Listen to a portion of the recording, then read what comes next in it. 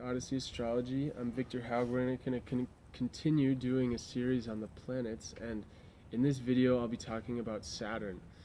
Saturn is maybe the most difficult planet for us to master.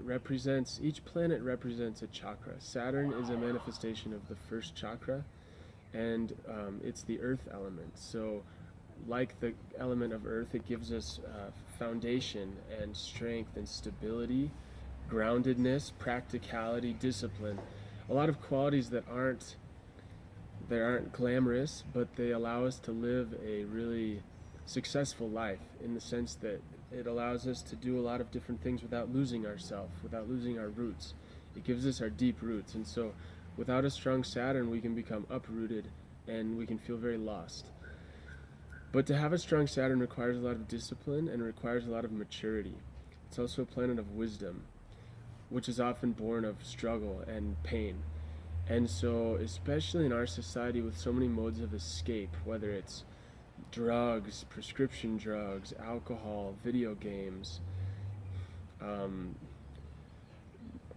Netflix, cable TV, whatever it is, it's like we have so many modes of escaping from our own psychology and our own darkness.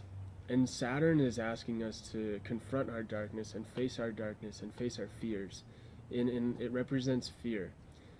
But that doesn't have to be a bad thing, because what it does is it forces us, doesn't force us, it encourages us through struggles and through trials in life to confront our weaknesses and our shadows, our fears, in order that we can overcome them. If we don't face them, we can't overcome them. If we hide from them, we will always be enslaved by them and controlled by them. And so in Greek mythology, Saturn is represented as the god Kronos, which is a really grim manifestation of these sort of titanic forces that everyone is at war with. And so his sons, Zeus and Poseidon and Hades, imprison Kronos. But a healthier relationship with Kronos doesn't require us to imprison him. It requires us to confront him and to see the pain of living as right, not as wrong. It requires us to see the struggle that every person goes through in life as a necessary prerequisite for human flourishing and for human development and growth. And when we see that, we are freed in so many ways to be our best selves.